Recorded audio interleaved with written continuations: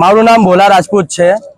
मैं અહીંયાનું રહેવાસી છું નવાગામમાંથી આ ફાટક મિનિમમ મારું જન્મ બી નહીં થયેલું એ દિવસથી આ ફાટક છે। અમારું નાનપણથી આ ફાટકથી આ સાઈડથી જવાનું તા સાઈડથી જવાનું કારણ કે લીંબાદ બાજુ જવાનું આ એક ફાટક હતો, નવાગામ બાજુ આવવાનું આ એક જ ફાટક હતો। આજે જ્યારથી અંડરપાસ બન્યું એ અંડરપાસમાં દુનિયાભરની ટ્રાફિક જામ થાય છે। માણસ ટ્રાફિકમાં એક કલાક ફસી જાય છે। બરાબર, અમારું એમ જ કહેવાનું છે આ ફાટક ચાલુ થયું કારણ કે આ ફાટક રેગ્યુલર બંધ નહીં કર્યું। આ લોકોએ તારીખ આપી, પહેલા તો 1 મહિનાની તારીખ આપી, બીજા મહિનાની તારીખ આપી, ત્રીજા મહિનાની તારીખ, 1 વર્ષથી તારીખ આપતા હતા। બરાબર, તારીખ આપ્યા પછી બી આ ફાટક ખુલ્લું નથી। આજે ફાટક બંધ કર્યું, બરાબર, ડાયરેક્ટ આવીને ડાયરેક્ટ ફાટક બંધ કર્યું અને કે કાયમ માટે સ્વરૂપે ફાટક બંધ છે। મગર અમે લોકો અહીંયાના જે સ્થાનિક લોકો છે અમે ધારાસભ્ય પાસે બી ગયેલા છે, ધારાસભ્ય પાસે ગયેલા, અહીંયાના નગર પરિષદ પાસે બી ગયેલા, બધા પાસે જઈને આવ્યા છે। મગર એ લોકોને અહીંયા ઇન્ટરેસ્ટ નથી, એમને બિહારમાં ઇન્ટરેસ્ટ છે કેમ કે ત્યાં ઇલેક્શન છે, કેમ કે તાના પ્રતિનિધિ છે, અહીંયાના થોડી છે। કેમ કે અહીંયાના 30,000 વોટ જીતીને આવ્યા છે, 30-35,000 વોટ અહીંયાના મળ્યા છે નવાગામથી, ત્યારે એ લોકો જીતીને આવ્યા છે। બરાબર, તો એ લોકોને અહીંયા ધ્યાન આપવું જોઈએ કે બિહારમાં ધ્યાન આપવું જોઈએ?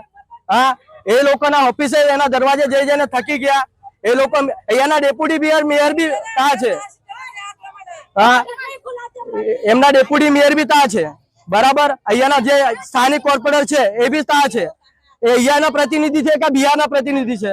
મારું એમ જ કહેવાનું છે આ ફાટક તાત્કાલિક દોરું ખોલવું જોઈએ, બીજું કઈ નથી। અમારી એક જ માંગણી છે, નાના છોકરાઓ છે સ્કૂલમાં જાય છે, સ્કૂલમાં ભણવા જાય છે, બરાબર, ત્યાંથી લોકો આવે છે। હવે છોકરી લોકો છે એ છોકરી લોકો અંડરપાસ થી જશે, અંડરપાસમાં કઈ છોકરીને કઈ થાય એની જવાબદારી કોણ રહેશે? હા, અંડરપાસમાં નાની છોકરી ગઈ, કોઈ મોટી છોકરી ગઈ, એને છેડતી કરી, એની જવાબદારી કોણ?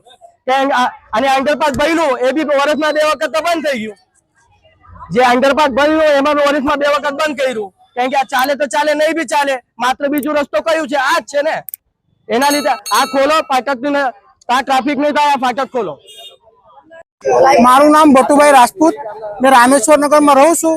મારા 22 to 23 વર્ષ થઈ ગયા છે। સુરતના રહેવાસી છું મેં, અને મારે કામમાં જવા માટે છે ને પેલું કિસ્ટાની બસ પકડું કંપનીની, 5 મિનિટ લેટ થઈ જાય ને મારી બસ ઉપડી જાય, પછી 200 રૂપિયા ભાડાથી રિક્ષા કરીને મારે જવું પડે વજીવાલામાં।